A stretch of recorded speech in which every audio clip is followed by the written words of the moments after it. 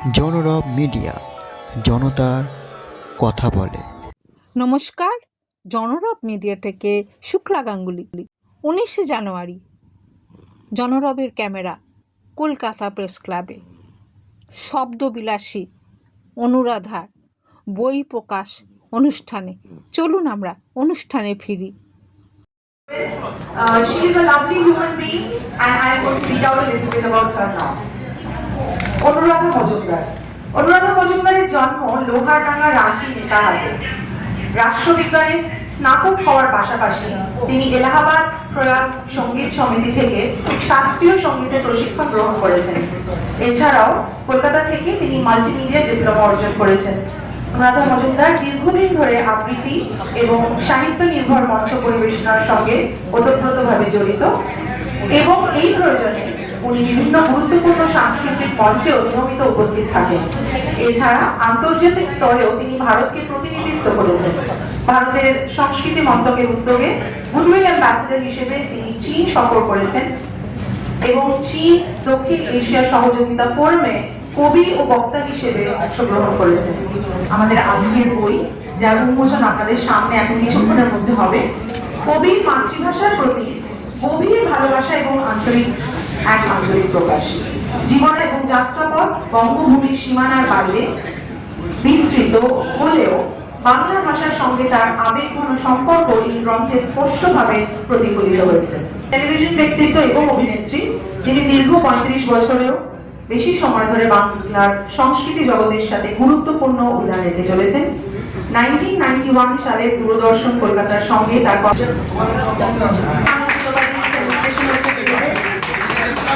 চলচ্চিত্রের একজন খ্যাতনামা অভিনেতা, পরিচালক এবং প্রযোজক।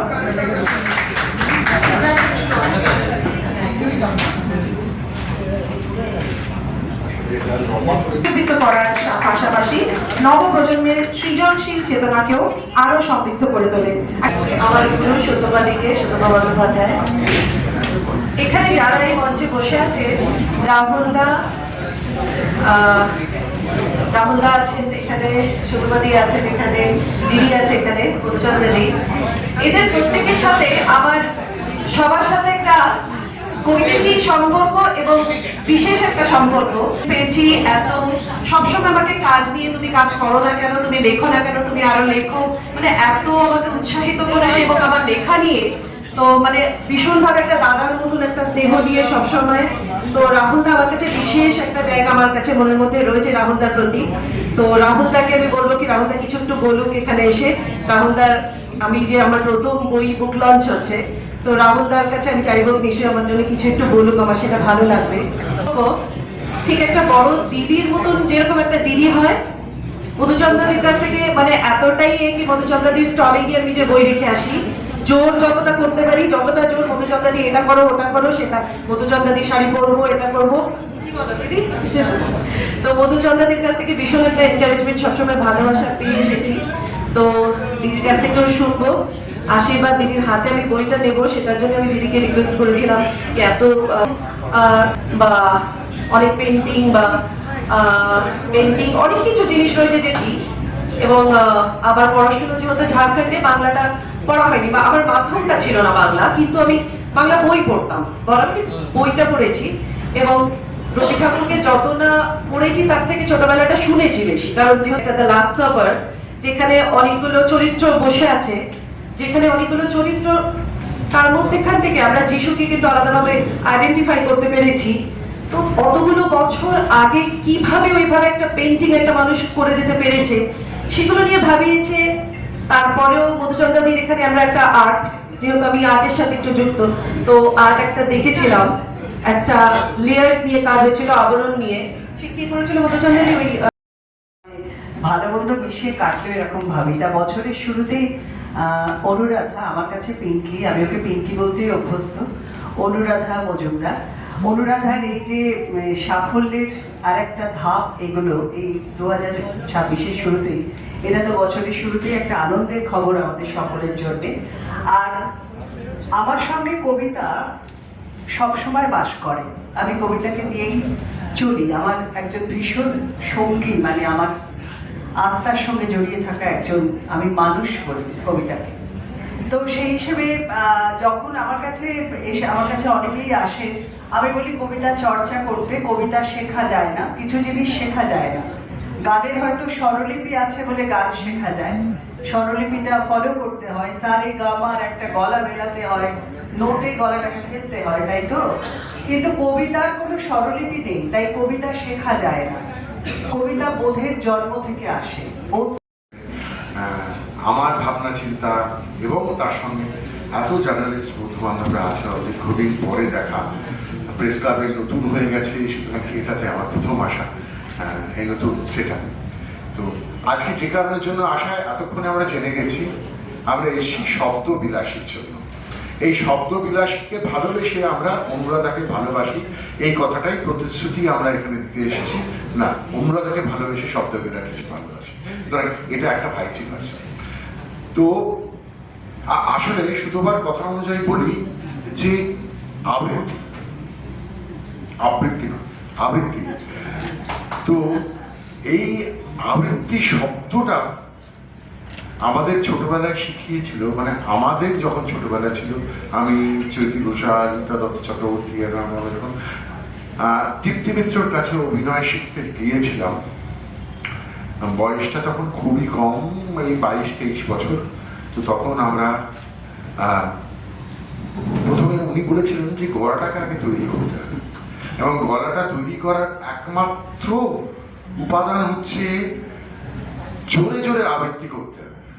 এবং আমার অদ্ভুত একটা ঘটনা যে আমি ছাদের উপর উঠে আবৃত্তি করতাম। আমরা অনুরাধাকে ভালোবেসে এসেছি না শব্দ বিলাসীকে ভালোবেসে এসেছি? অনুরাধা, আমরা দুজনকেই ভালোবেসে এসেছি। আমি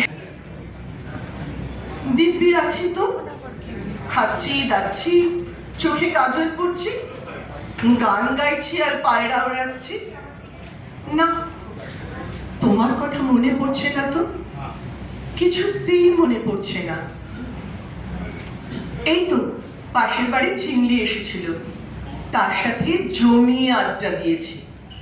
আড্ডার মাঝে তোমার কথাও উঠেছিল, আমি বেশি বলিনি, ওই বলছিল। কেন এবার তোমার কথা বলবো বলো তো আড্ডার মাঝে? জানো তো, ফুচকা খেলাম, খেতে খেতে শেষে তোমার মতো করে একটা ঘুগনি দিয়ে শুকনো ফুচকা খেলাম। সাংসদ রচনা ব্যানার্জি কি বলবেন? আমি একটু লেটে পৌঁছলাম, আমি একটুখানি বিভ্রান্তে চলে গিয়ে তারপরে কোনো রকম এসে পৌঁছেছি, but I am extremely sorry for that. But nevertheless আজকের সন্ধে হচ্ছে আমার নয়, আজকের সন্ধে হচ্ছে অনুরাধা মজুমদারের, আমার খুব প্রিয় বান্ধবী পিঙ্কি।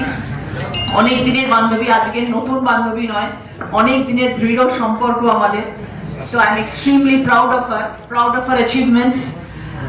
এবং আমি জানি, প্রথমত তো আমি যখন ওর বন্ধুত্ব হয়েছিল তখন আমি জানতাম না ওর মধ্যে যে এত গুণ ভেতরে লুকানো রয়েছে, সেটা আমার কাছে অজানা ছিল।